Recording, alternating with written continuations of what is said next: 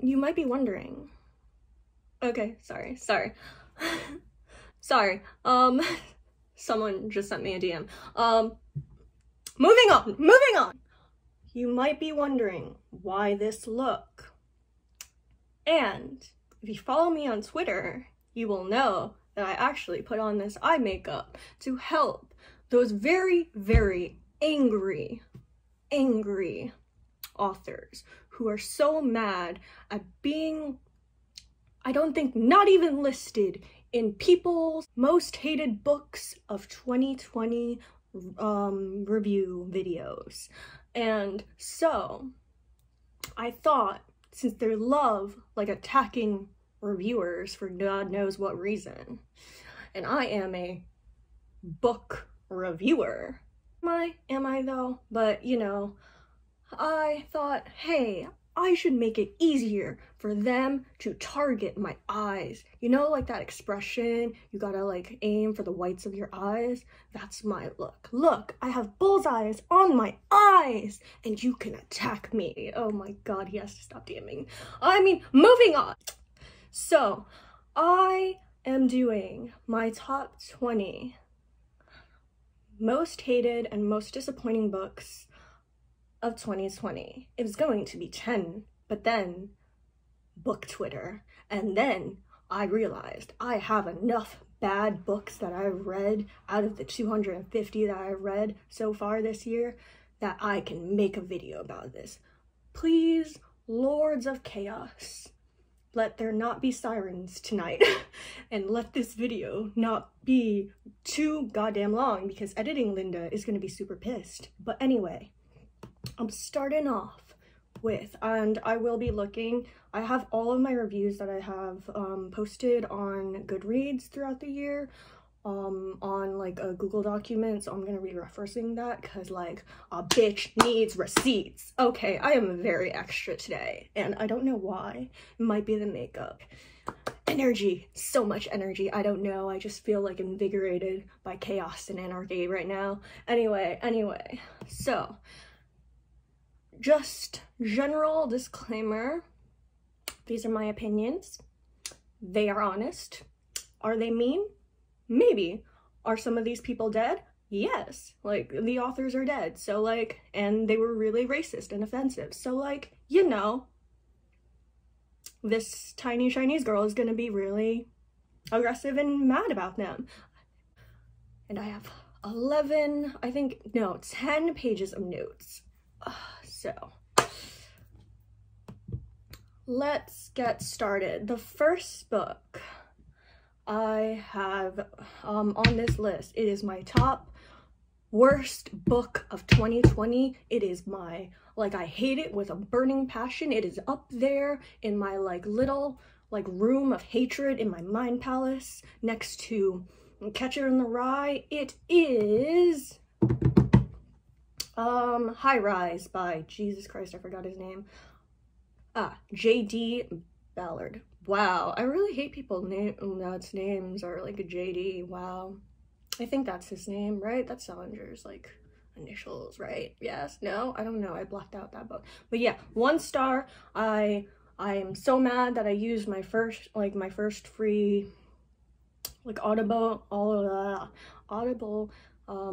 like download to download this book, and I honestly would have DNF'd it. I should have DNF'd it because I literally started reading this book in, hold on, I'm gonna double check.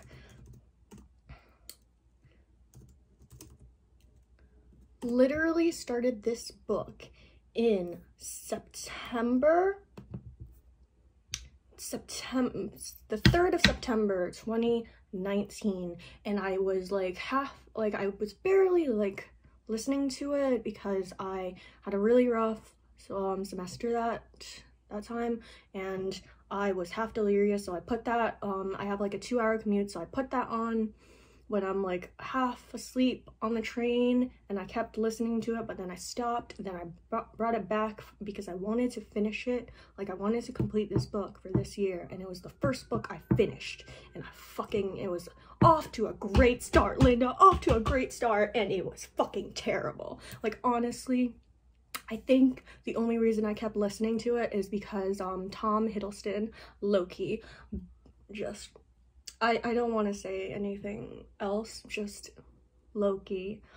The smooth elocution of Hiddleston's voice was not enough to save this book, because it was so freaking terrible. It was, I would say it is like if Lord of the Flies was in a high-rise building and everyone, and it's just filled with horny, just awful, like yuppies. It was terrible. It was fucking terrible. And like a dog died and was eaten, and that was disgusting.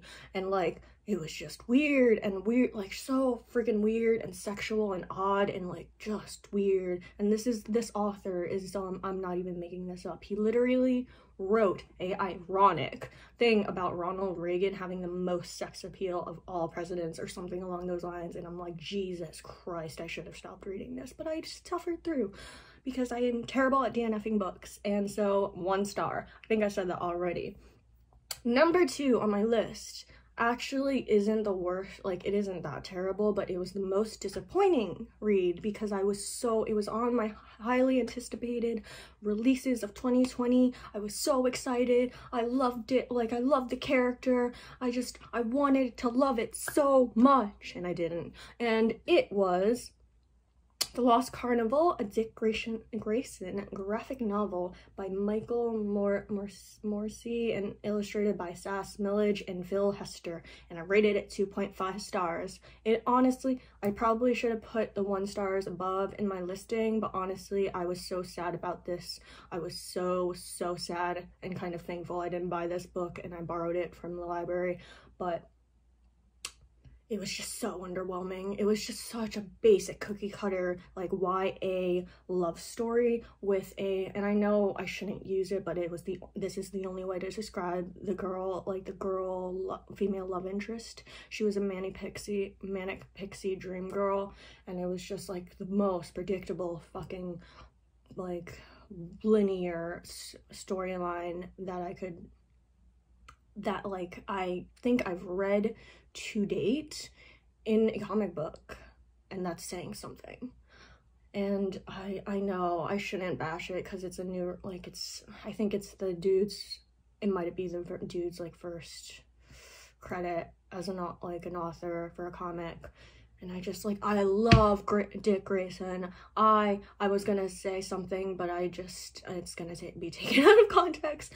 I love Robin. The first Robin has my heart since I was like 6 years old watching Teen Titans cartoon, and I just loved his angsty, competent, sassy little his ass.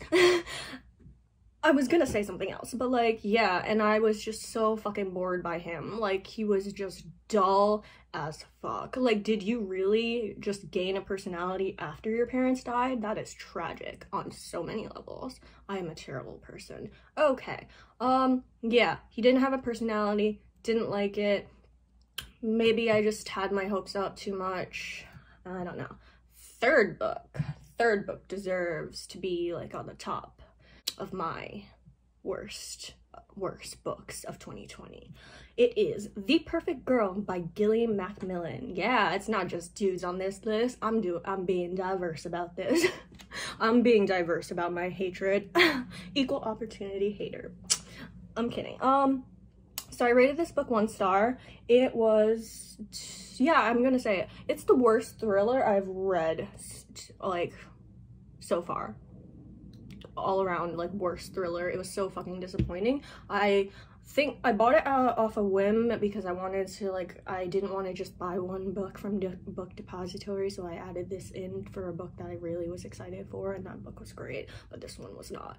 And so, like, I just, like, picked it up because I felt like, I don't know, I just felt like reading something that I had in, like, physically, because I've been reading a lot of ebooks. I've been mostly ebooks this year, and so I picked this up thinking, oh, this, like, backstory seems interesting, like the little blurb on Goodreads. Nope, that was a lie of a goddamn blurb, a goddamn summary, because like honestly, no girl is perfect, I'll admit that. Like, yeah, no one's perfect, but like the protagonist was like so far from perfect, it's not even funny. Like, she was like an infantilized 16-year-old, and like honestly, I get it, she had some, like, there's been some rough stuff happening in her life, but she is an idiot. And honestly, I figured out the ending and the culprit of this thriller in less than 100 pages, and I honestly thought, oh my god, am I honestly just gonna figure out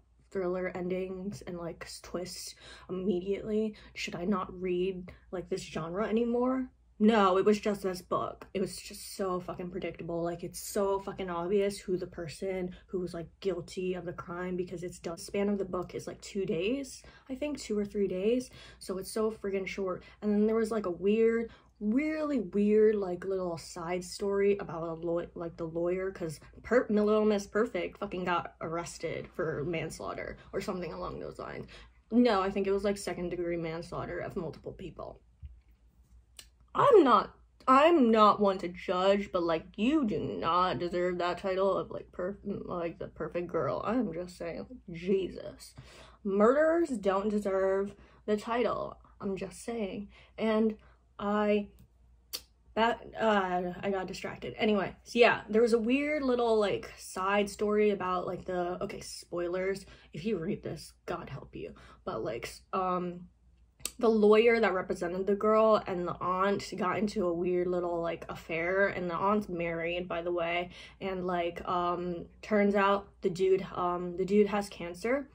Not related to the story at all. Don't know why she added it. Why didn't the editor take it out? Who knows? Oh my god, I'm only on the 3rd book. I'm only on the 4th book, and I'm at 13 minutes. Dear Lord.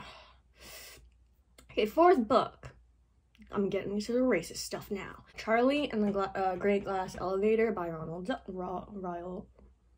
Royal, I can't say his name. Royal Dahl, probably. I can't say your name. Sorry, but you're also dead, so like, yeah. Anyway, 1 star. It was just chaotic and terrible, and there was just like casual lines about like ambassadors for the president being caricatures of their race, and it was just, Jesus, like, I don't know, this book didn't need to exist. And I think that is why like Royal Dahl never published the 3rd of this weird trilogy that should have just been a standalone book. Like, I loved Charlie and the Chocolate Factory. I read that before reading this, and I rated it, I think, 5 or 4 stars. It was great. Love that. But then this book, it was just so fucking terrible. And like, even excusing racism, which you should never, ever, ever do, even that, it was just total nonsensical chaos and redundant storytelling for like, there was no point to this book. Like, this book shouldn't have existed. If it didn't exist, I probably would have like liked Royal Dahl a lot more, because like, why'd you gotta add like the weird racist punchlines in the story? Anyway, that's all I'm gonna say about that book. 5th book. Back to the racism. Back-to-back racist books. Okay. 5th book I actually read with a dear, lovely Knox from Knox Reads. We buddy read this book together because we read one of her other books that was great, and then like this one was terrible. And I rated this one 1 star. It is The Mysterious Affair at Styles by Agatha Christie. Christie, I hate you. I hate you so much. Like, you didn't. Why?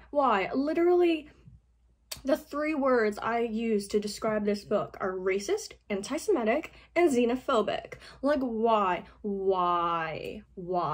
Like, you don't deserve the title of being like queen of, I don't even know what Queen of Mysteries. There it is. Queen of Mysteries. One of my goals in life is to dethrone her and make her irrelevant as a mystery writer. Like, I want her dethroned, and like, will I be able to do that? Probably not, because I'm not that good of a writer. Who knows? Maybe I can. Like, honestly, this book was terrible. Like, this book was terribly written, and like, it's like the first of the Hercule Poirot. I can't pronounce the character's name. It's like the mustachio detective. It's the first one in that series, and like, honestly, it's just so fucking tragic because he's like a caricature of the funny, like that the racist little cliche of like the funny foreigner that English people had back then. Like, in the past, it was just like, oh, he's there just to like entertain the cultured elegant Brits in the stupid manner where someone got murdered. And like, honestly, they're awful. Like, the people in the manor are fucking awful. They're bigots that literally put on blackface like weekly to amuse themselves, and that is fucking disgusting.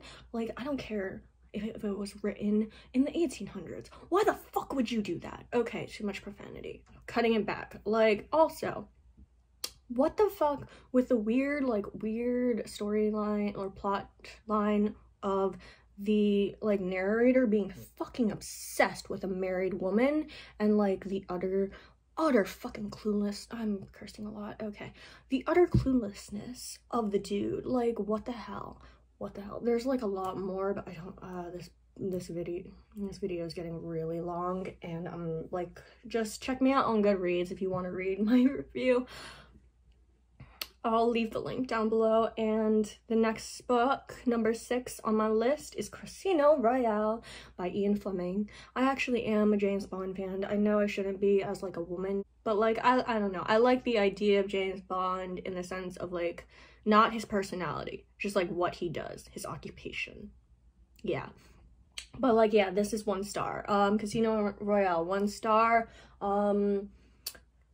I only kept reading because it was a really short audiobook, and I go at 2 times speed, and the narrator was good. He was Matthew Crawley from Downton Abbey, and the crazy mutant from Legion on FX. That was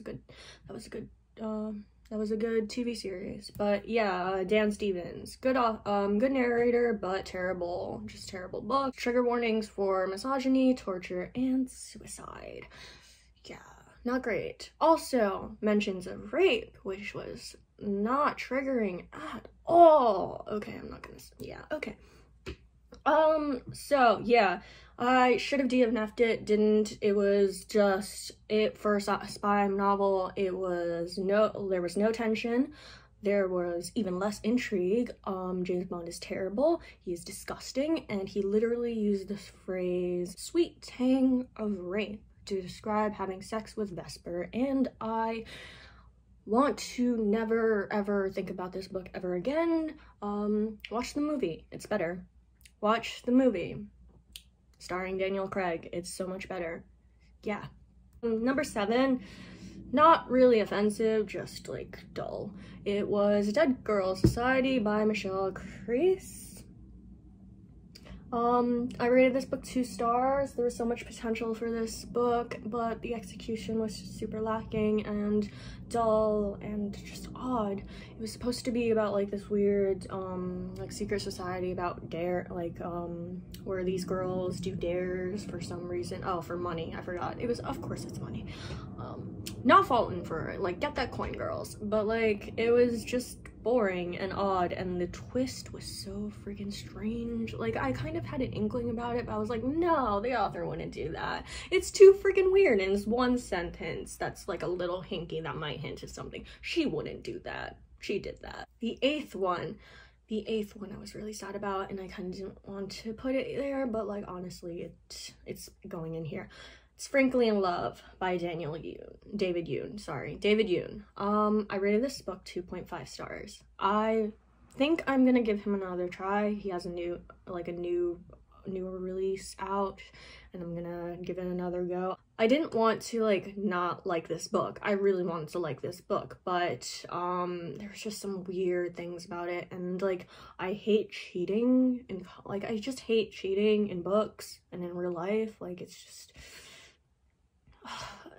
and the main character was an asshole. Like, I freaking hate Frank. He's a little douche. He's just a little asshole, and he called himself an asshole. I'm not even kidding. He literally said, and I have it written here because it annoyed me, and I was like, okay, you know what? At least he's self-aware. But like, yeah, no. It was just, and also, I'm gonna give like trigger warnings for like racism, cheating, and parental death. Sorry for the spoiler.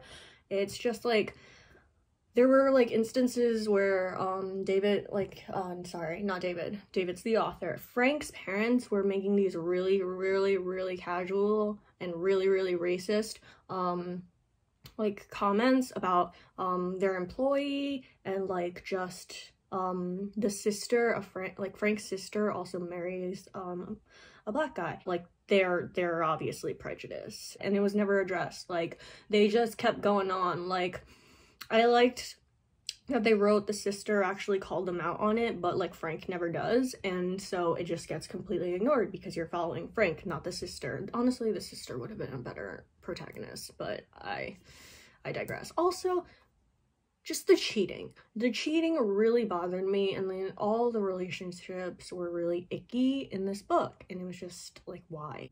Next one is another comic. Yeah.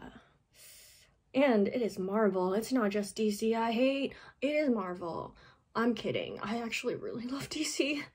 I'm a big DC Comics fan. It's just, I gotta call them out. I gotta call out the bad ones. Okay, Bloodshot, number 9, Bloodshot, volume 1, Setting the World on Fire by Dwayne Swerzinski. Sorry if I missaid your name. Illustrated by Manuel Garcia, Arturo Lazo, Luis La Rosa, Ian, and colored by Ian Hanan, and I think Miko Suyan did the lettering, maybe? 1-star book. This wasn't it. This was trying to be an edgy Captain America, and it fucking failed. I'm sorry. I shouldn't curse in this, but like, also, I like cursing, and anyway, I wasn't a fan of the art style, right, straight off the bat. I'm gonna say that. I'm sorry. I am an artist. Like, I love to draw, and like, honestly, you can I give you full permission to shit on my art, whoever you are, whoever I'm offending possibly. Like, I wasn't a fan of it, didn't like it. The narrative was messy, to say the least, and the dude was like, the main guy, Bloodshot, was boring AF. Just so fucking dull. Okay, that's about it. Also, like, I would give like maybe trigger warnings for like the gore. Like, he gets shot a lot, like to the point of like, why are you, like, he regenerates and stuff like that, but he gets shot in like the head and the chest a lot. He doesn't lose any memories, although I question if like his scatterbrain personality / lack of personality is because of all the gunshot wounds to the skull / everywhere. So like, I'm sorry, I'm not gonna continue on with the series to find out.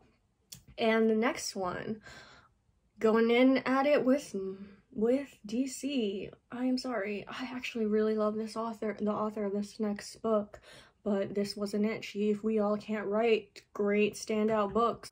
This book is New Superman, Volume 1, Made in China, by Jean Lun Yang. I'm so sorry if I'm mispronouncing that. Like, people mispronounce my last name, which you will never know, all the time, and I hate it, but I'm sorry.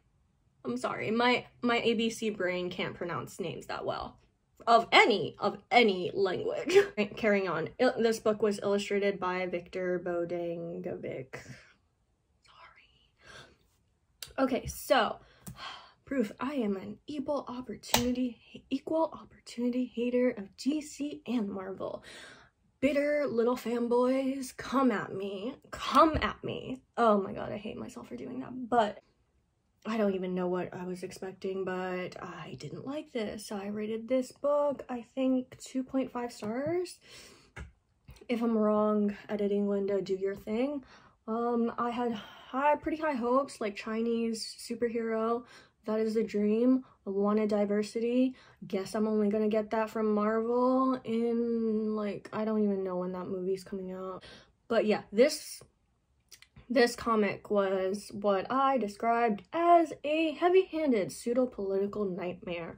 Like, I will be, honestly, probably the last person to defend the mainland.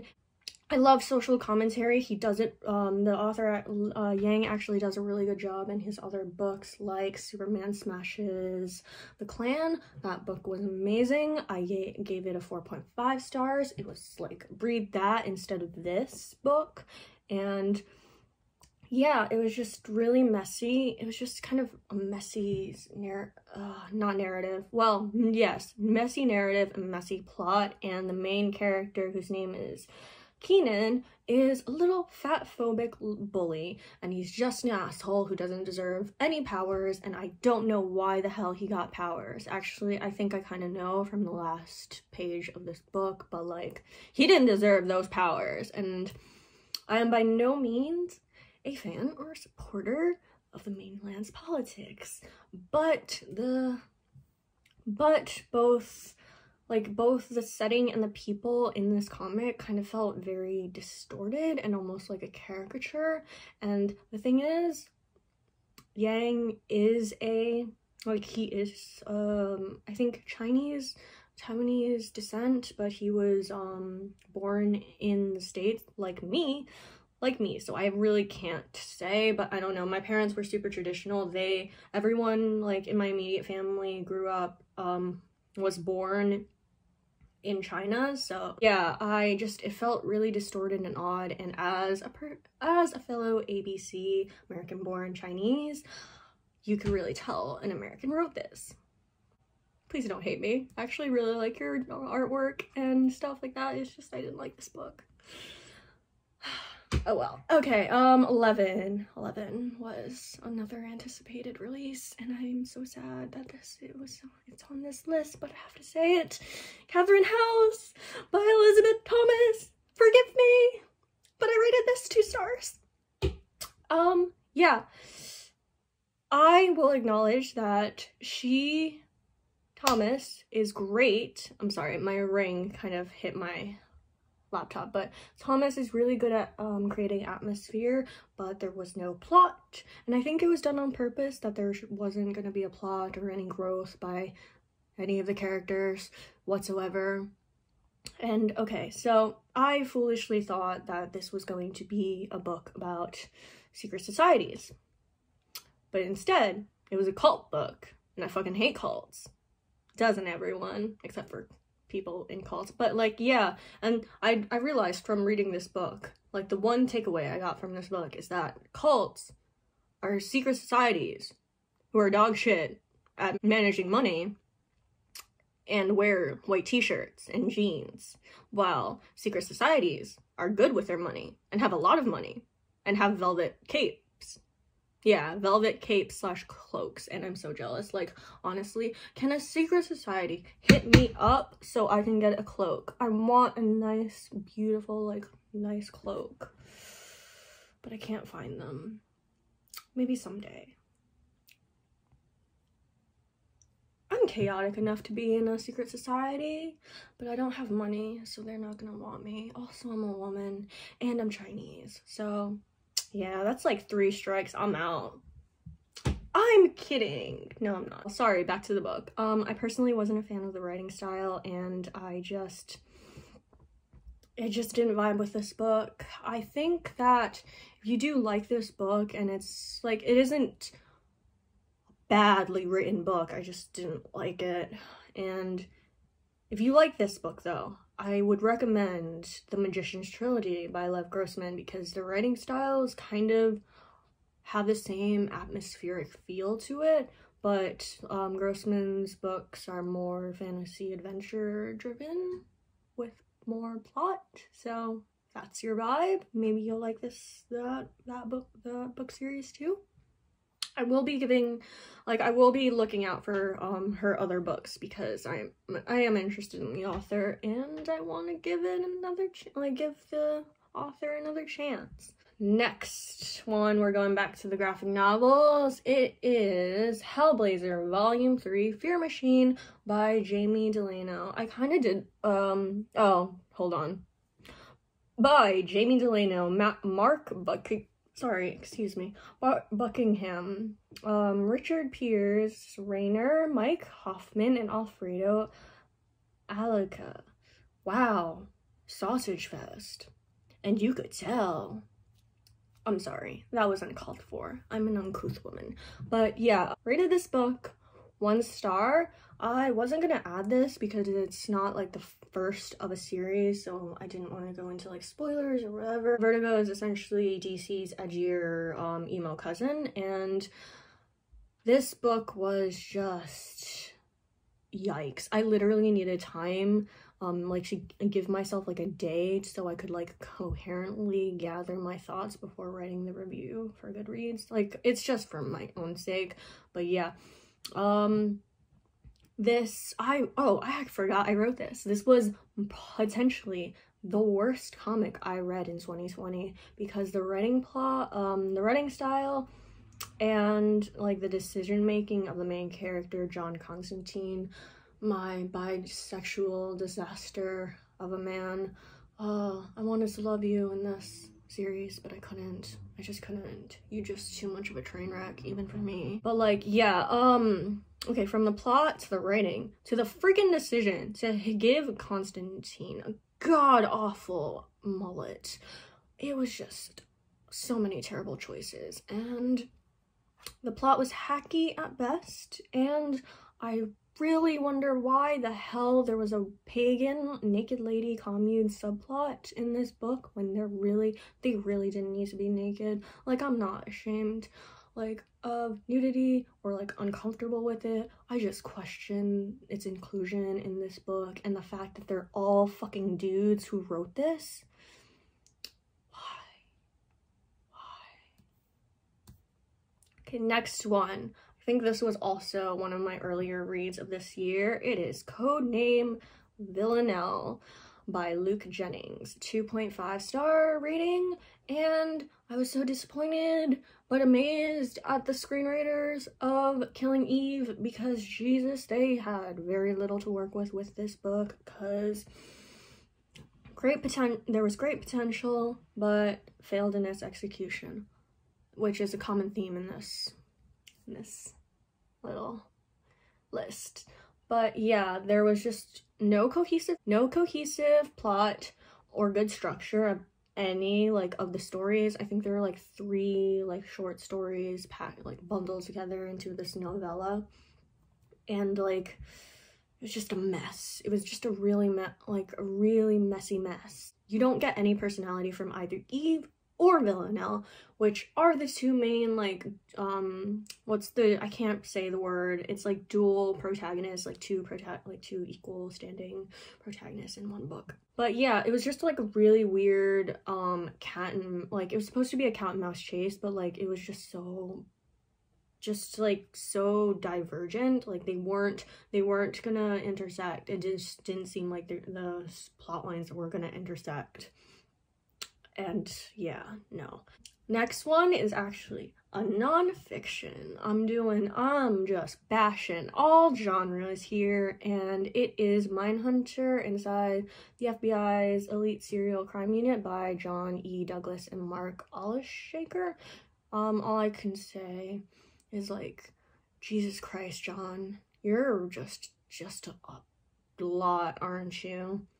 Like, I've never met a more like condescending, self-aggrandizing author.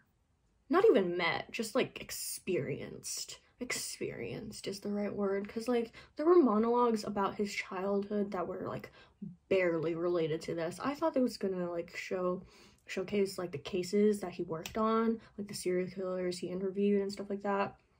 But no, it's just focusing on him and how great he is and how like amazing and smart and brilliant and just like what a big brain he has.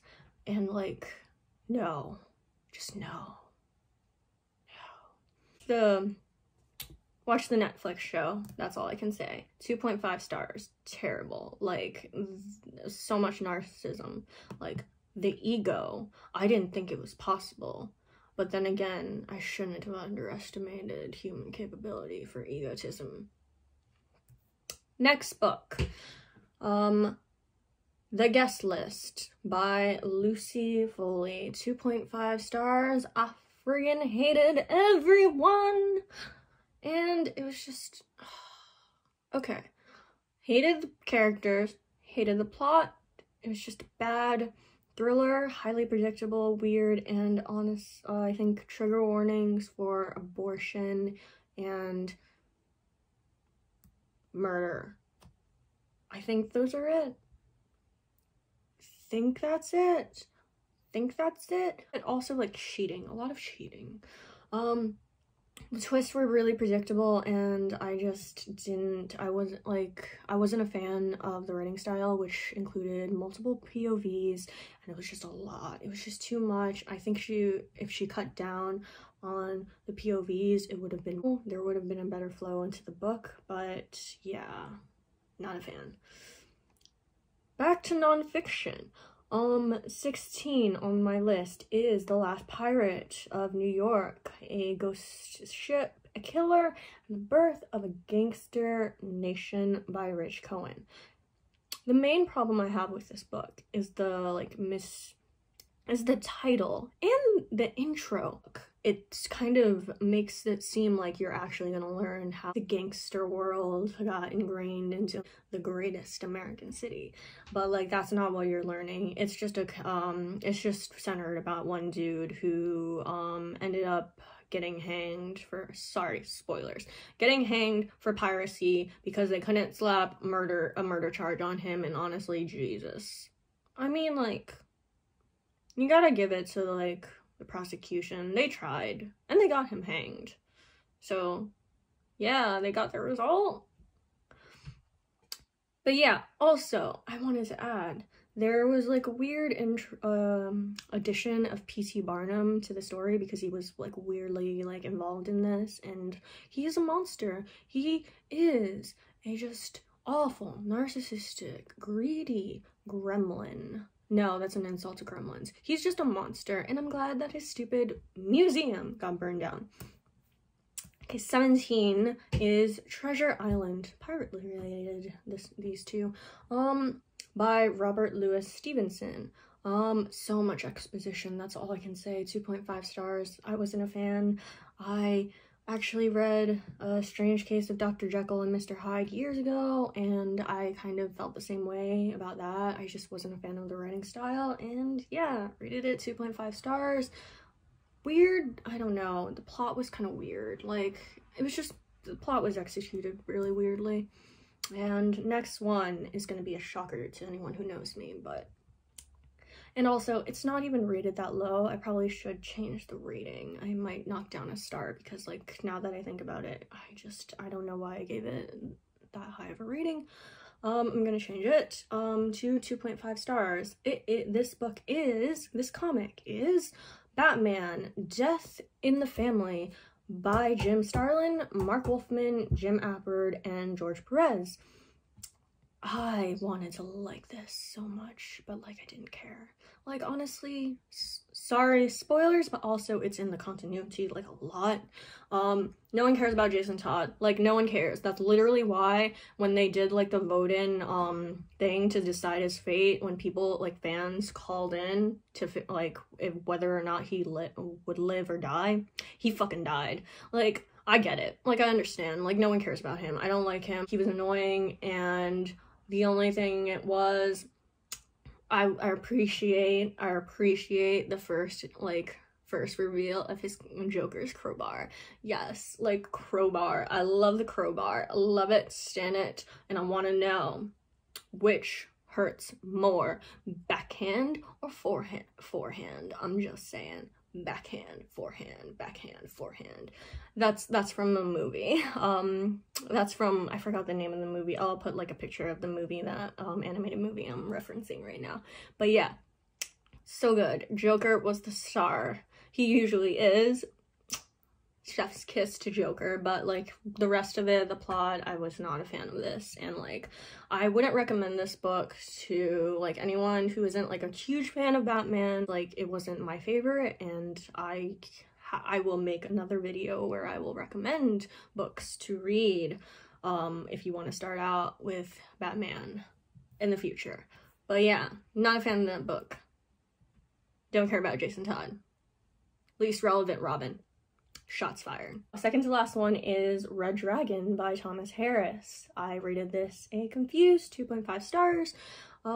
Also, like, just want to get, like, say straight off the bat that there was some weird, like, there was, like, bad mental illness rep, like, really bad mental illness rep, and I think, like, some mild, like, some borderline homophobic comments sprinkled throughout the book.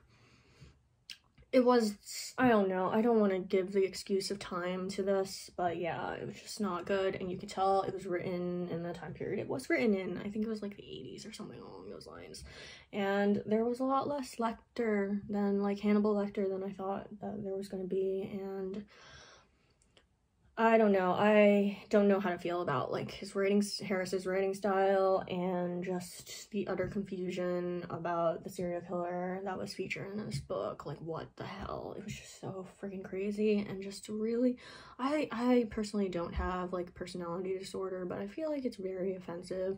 It would be very offensive to anyone who does, like, who, has that. Like, I am not, like, a poster child for mental illness. I do have depression and anxiety, but like I don't have that, so yeah.